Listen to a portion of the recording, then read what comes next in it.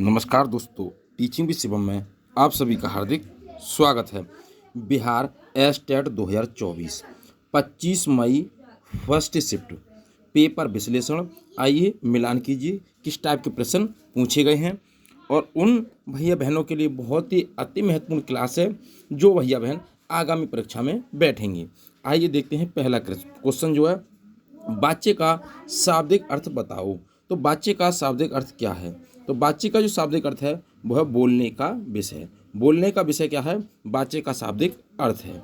आइए next question है, अधिगम को प्रभावित करने वाले मनोवैज्ञानिक कारक बताइए। तो अधिगम यानी कि सीखने को क्या क्या चीज़ इफेक्ट डालती है, वो मनोवैज्ञानिक कारक कौन कौन से हैं? तो बुद्धि है, बुद्धि का भी प्रभाव पड़ता है सीखने पर। व्यक्तित्व, कैसा व्यक्तित्व है बच्चे का, अधिगम पर प्रभावित करता है अधिगम को। दृष्टिकोण, देखने का नज़रिया कैसा है। रुचि, बच्चे की रुचि कितनी है, ज़्यादा है, अधिक है, रुचि रखता है, नहीं रखता है। और योग्यता, बुद्धि, व्यक्तित्व, दृष्टिकोण, रुचि और योग्यता अधिगम को प्रभावित करने वाले मनोवैज्ञानिक कारक हैं। नेक्स्ट अगला क्वेश्चन है, ग्रेडिंग मूल्यांकन किस प्रकार का मूल्यांकन है? तो ग्रेडिंग मूल्यांकन जो है वो किस प्रकार का मूल्यांकन है? तो सापेक्ष और निरपेक्ष मूल्यांकन है। सापेक्ष और निरपेक्ष मूल्यांकन है ग्रेडिंग। नेक्स्ट अगला है, पहाड़ टूट पड़ना मुहावरे का अर्थ बताइए। तो पहाड़ टूट पड़ने का मुहावरे का क्या अर्थ है? बहुत बड़ी विपत्ति आना। बहुत बड़ी विपत्ति आना, पहाड़ टूट पड़ना, ये मुहावरा है। बगल में छोरा नगर में डिडोरा।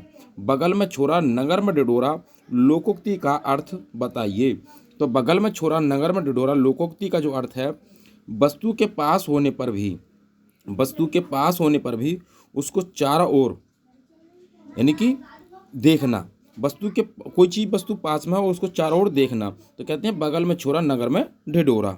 आइए नेक्स्ट अगला है, अंतक उद्देश्य क्या वर्णन करता है? तो अंतक उद्देश्य जो करता है वो करता है परिणाम को वर्णन करता है। नेक्स्ट अगला क्वेश्चन है, चल उठो फिर सींचने को मैं कौन सा अलंकार है? चल उठो फिर सींचने को मैं अलंकार आपको बताना है। यदि प्रश्न आपको अच्छे लग रहे हो तो वीडियो को ज़्यादा से ज़्यादा शेयर करें और लाइक करें। चैनल पर नए हैं तो चैनल को सब्सक्राइब करें। विरोधाभास अलंकार है। चल उठो फिर सींचने दो, पहले यानी कि जल उठो फिर सींचने को, जल उठो फिर सींचने को, तो जल उठो फिर सींचने को, तो कौन सा? विरोधाभास, जिसमें विपरीत शब्द आए कि भाई जल उठो फिर सींचने को, तो इसमें विरोधाभास अलंकार हो जाएगा। इसमें भी जल है, ये क्या है? जल। आइए नेक्स्ट अगला क्वेश्चन देखते हैं भाई। अगला है, विषय वस्तु की रूपरेखा क्या है? विषय वस्तु की रूपरेखा क्या है? तो ये कहते हैं भाई सापेक्ष मूल्यांकन। सापेक्ष मूल्यांकन क्या है? विषय वस्तु की रूपरेखा है। आइए नेक्स्ट अगला है, आसन डोलना मुहावरे का अर्थ बताइए। आसन डोलना मुहावरे का अर्थ बताओ। तो आसन डोलना मुहावरे का जो अर्थ है, विचलित होना। क्या होना? विचलित होना, आसन डोलना मुहावरे का अर्थ है। नेक्स्ट अगला है, दीर्घ स्वर के उदाहरण बताइए। तो दीर्घ स्वर के उदाहरण कौन कौन सी होती हैं? बड़ा ऊ है, ए आई ओ औ। बड़ा ऊ, ए आई ओ औ, ये क्या है? दीर्घ स्वर हैं। कैसे स्वर हैं? ये दीर्घ स्वर हैं। नेक्स्ट अगला क्वेश्चन है, चादर से बाहर पर पसारना। चादर से बाहर पर पसारना मुहावरे का अर्थ बताइए। आय से अधिक खर्च करना। आय से अधिक खर्च करना, चादर से बाहर पर पसारना। पाठ योजना का अंतिम चरण बताइए। तो पाठ योजना का जो अंतिम चरण होता है, अंतिम रूपरेखा तैयार करना। क्या करना? अंतिम रूपरेखा तैयार करना। नेक्स्ट अगला है, कांटा निकालना मुहावरे का अर्थ बताइए। तो कांटा निकालना मुहावरे का अर्थ क्या है? बाधा दूर होना। बाधा दूर होना। माइक्रो टीचिंग का समय कितना होता है? तो माइक्रो टीचिंग का जो समय होता है वो 5 से 10 मिनट का होता है। कितना होता है?